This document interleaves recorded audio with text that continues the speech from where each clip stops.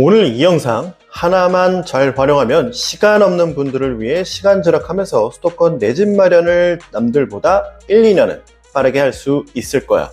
전략적으로 여러분들의 경우를 나눠서 설명했으니까 시간 없는 분들은 나눠서 보도록 해. 자, 여러분 반가워. 직장인 누구나 부자가 될 수 있다. 나는 부자양성센터의 브랜 버핏이라고 해. 여러분들, 내 집 마련 떠오르는 키워드는 청약이지. 청약은 하고 싶은데 가점은 낮고 어떻게 전략을 짜야 할지도 고민되잖아. 내용도 워낙 방대한 때 읽기는 부담되고, 그런 분들을 위해서 시간 없는 여러분들을 위해 케이스별로 나눴으니 시간 없는 분들은 필요한 부분만 봐도 좋아.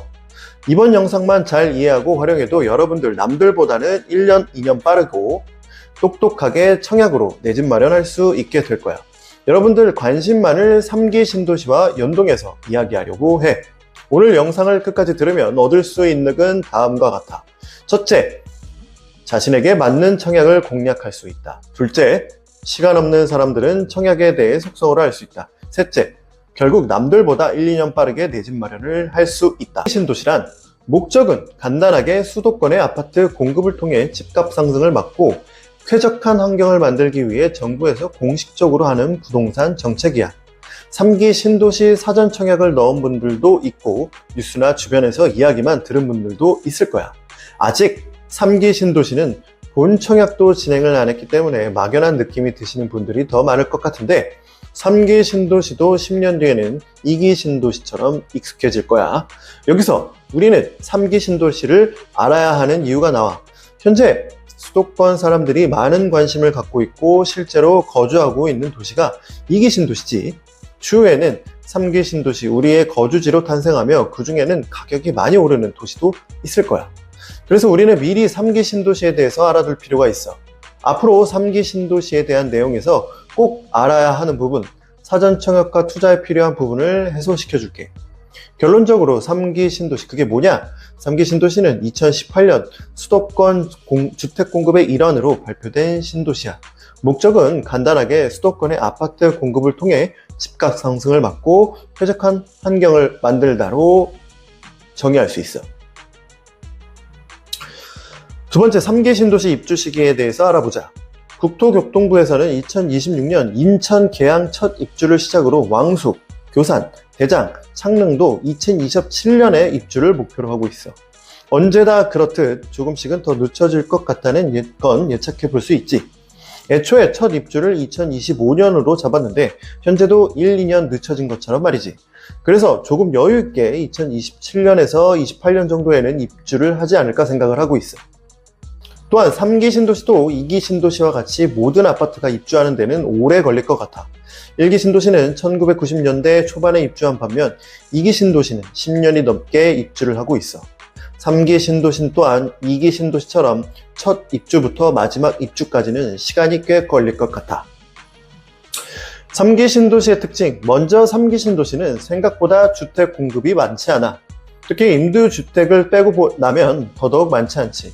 1기 신도시 총 주택 공급량은 29만 호, 2기 신도시 총 주택 공급량은 66만 호, 3기 신도시는 17만 호 수준으로 1기, 2기 신도시보다는 확실히 적은 공급량인 것을 알 수 있어. 특히 3기 신도시의 공공임대주택 비율이 35%는 되어야 해. 1기 신도시는 공공주택과 공공임대 합이 20%인데 비해서는 상당히 높은 수치이지. 이렇게 임대주택이 많기 때문에 더더욱 공급량은 줄어들어. 반면에 3기 신도시의 또 다른 특징으로는 전체적으로 서울과 가장 가까이 있는 신도시라는 특징도 있어. 기본적으로 산업 용지를 많이 넣었고 녹지, 공원 등을 많이 조성했으며 교통 인프라도 확충한 것을 볼 수 있어. 3기 신도시의 경우 아직 아파트가 지어지지 않았으니 일반 매매는 당연히 불가능하고 분양권이 있다고 해도 전매 제한 3년이라 거래가 불가능해. 즉, 현재 상태에서는 일반 매매, 전매가 불가능하다는 이야기야. 그러면 3기 신도시는 한동안은 청약을 통해서만 투자할 수 있는데 3기 신도시에 투자하기 위해서는 청약을 꼭 공부해야 해. 그러기 위해서 꼭 알아야 할 내용으로 추렸으니 조금만 내용을 파악하고 가자. 아파트 분양 종류야. 3기 신도시는 현재까지 공공분양 물량의 사전 청약만 진행했어. 여기서 조금 어려울 수도 있는데 분양 물량은 공공 분양과 민간 분양으로 나뉘어 공공 분양은 국가의 땅으로 아파트를 짓는 것, 민간 분양은 국가가 민간 건설사에게 땅을 팔아서 아파트를 짓는 것으로 이해하면 돼. 공공 분양은 아무래도 국가의 땅이다 보니 분양가가 조금 더 저렴하겠지. 그리고 지금까지 진행된 사전청약은 전부 공공 분양 물량이었어. 그리고 앞으로 공공 분양의 사전청약뿐만 아니라 민간 분양도 진행될 예정인데 각각의 비율은 아래 표에 공공주택특별법을 따르게 되어 있어. 공공주택 50% 중 공공임대가 35% 이상, 공공분양은 25% 이하야. 그리고 나머지 50% 이하가 민간 분양이지. 지금까지 진행된 사전청약은 공공분양 25% 이하의 물량 중 일부인 거야. 즉 3기 신도시는 사전청약뿐만 아니라 일반적인 청약도 이제 곧 진행을 한다는 얘기야. 청약의 종류에 대해서 알아보자. 아파트 분양의 종류에 대해서 알았으면 이제 청약의 종류 또한 알 수 있어. 청약의 종류는 크게 세 가지로 나눌 수 있는데 첫 번째, 공공분양 사전청약, 두 번째, 공공분양의 일반청약, 세 번째, 민간 분양의 일반청약으로 나눌 수 있어. 먼저 공공분양의 사전청약에 대해서 알아보면 무주택주만 청약이 가능해. 공공분양은 소득 요건, 자산 조건을 보기 때문에 고소득자이거나 자산이 많다면 신청이 불가능하지. 사전청약이라는 말처럼 미리 청약을 해놓는다는 의미로 정확한 분양가나 입주일이 나오지 않아 있어. 2022년 7월 사전청약 추정 분양가는 84 타입 기준 남양주 왕숙 5.2억, 고양 창릉 6억 중반 수준으로 본 가치 대비 저렴해. 하지만 이 분양가는 본 청약 때 더 올라갈 수 있다는 가능성이 아주 농후하지. 공공분양의 일반 공급은 청약통장 납입총액 기준으로 가점을 주게 되어 있어. 납입총액이란 청약통장은 한 달에 최대 25만원 저축하는 금액에 대해서 납입금액으로 인정되는 거야. 5달 동안 10만원씩 저축하면 납입총액이 50만원, 25만원씩 저축하면 125만원, 30만원씩 저축해도 125만원이라는 거야. 대체로 1000만원이면 꽤 높은 정도이고 2000만원 이상이면 아주 높은 수준이라고 이해하면 돼. 두 번째는 공공분양이야. 이것 또한 무주택자만 청약이 가능해. 공공분양은 소득요건, 자산 조건을 보기 때문에 고소득자거나 자산이 많다면 신청이 역시 불가능하고, 공공분양의 특성상 분양가가 주변 시세 대비 80% 수준으로 저렴하게 책정되게 되어 있어. 공공분양의 일반 공급은 청약통장 납입총액 기준으로 가점을 주고 있어. 특별공급 비율이 상당히 높고 자세한 청약 자격은 청약홈 홈페이지에 확인 가능히 참고 바랄게. 마지막으로 민간 분양이야. 이것은 무주택자가 유리하지만 1주택자, 다주택자도 청약이 가능해. 가점제와 추첨제로 나뉘는데 다주택자의 경우 추첨제를 노릴 수 있어. 단, 수도권의 경우 무주택자에게만 추첨 물량의 75%가 먼저 배정되어 확률은 떨어져. 가점제의 경우 무주택 기간, 부양가족 수, 입주자 저축 가입 기간을 토대로 점수가 산정된다. 이것만 기억하면 돼. 여기서 가점제로 당첨을 노리다기보다는 몇십 년 무주택자로 지내야 할 수 있기 때문에 추천하지는 않아. 공공분양보다도 분양가가 높지만 내부 자재가 좋으니 나중에 사람들의 선호도가 올라가고 가격도 자연스럽게 더 많이 올라가니까 참고하라고. 여기서 어렵게 느껴져서 넘기려는 사람들 많지. 이걸 알아야만 청약 전략을 선정할 수 있어서 설명한 거니 조금만 기다려보라고. 너무나 많은 내용을 공부해야 하니 나의 상황에 맞게 전략을 짜는 게 아주 중요하니까. 이제 오늘의 돈이 되는 핵심을 설명해 볼게. 나의 상황에 맞는 청약의 종류에는 아래 세 가지 종류의 청약이 있다고 했어. 첫 번째, 공공분양의 사전청약. 두 번째, 공공분양의 일반청약. 세 번째, 민간 분양의 일반청약. 공공분양의 사전청약을 진행하고 그 다음은 공공분양의 일반청약, 그 다음은 민간 분양이 진행할 예정이야. 내 상황에 맞는 청약 전략을 크게 4가지 유형이 있을 것 같은데 잘 들어보라고.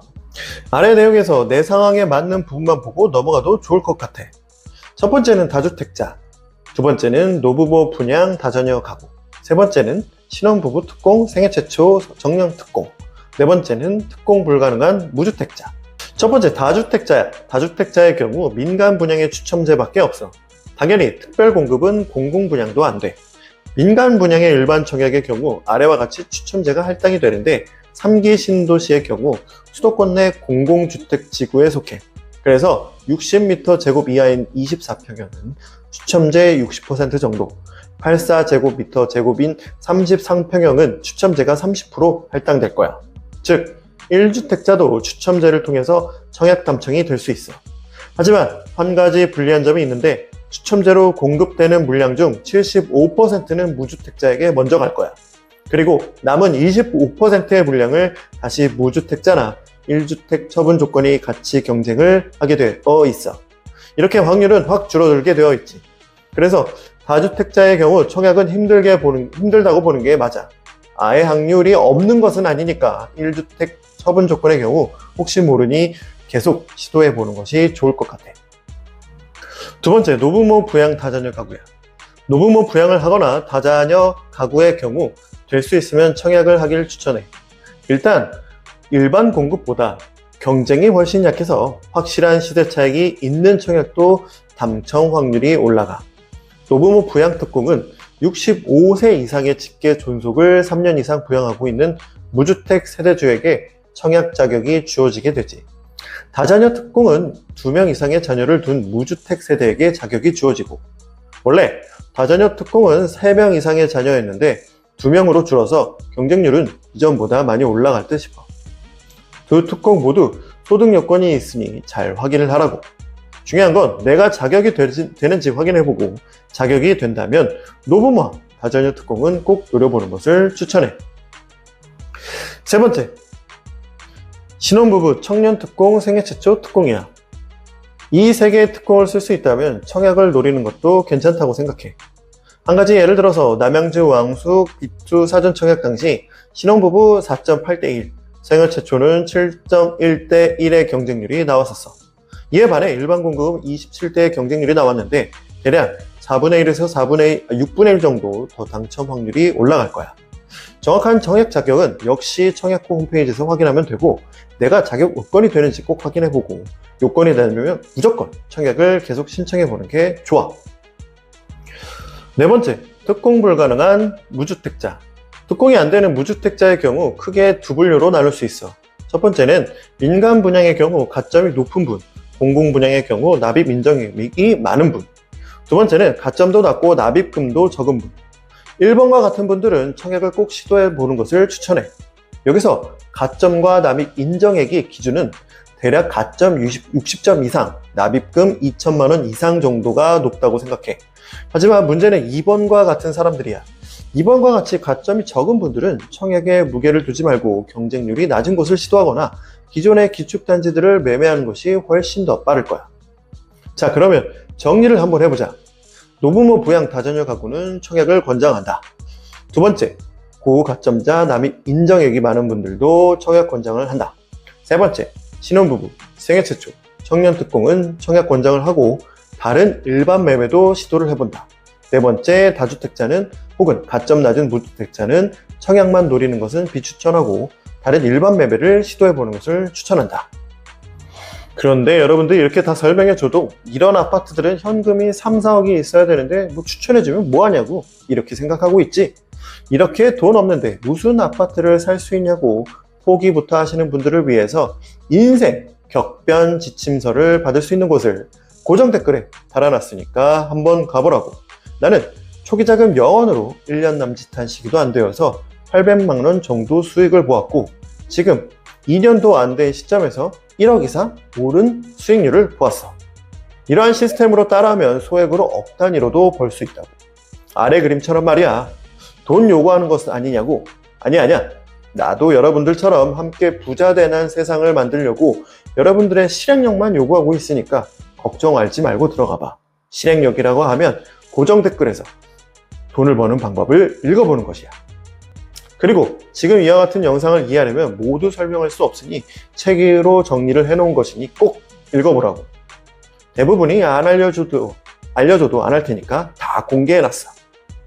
자, 오늘 긴 영상 봐주셔서 고맙고 어렵게 느껴질 수도 있겠지만 내 집 마련을 하기 위한 투자 전략이니 끝까지 한 번 이상은 봐야 이해가 될 거야. 그럼 월급쟁이에서 탈출하여 경제적 자유를 얻는 그날까지 함께 달려보자고.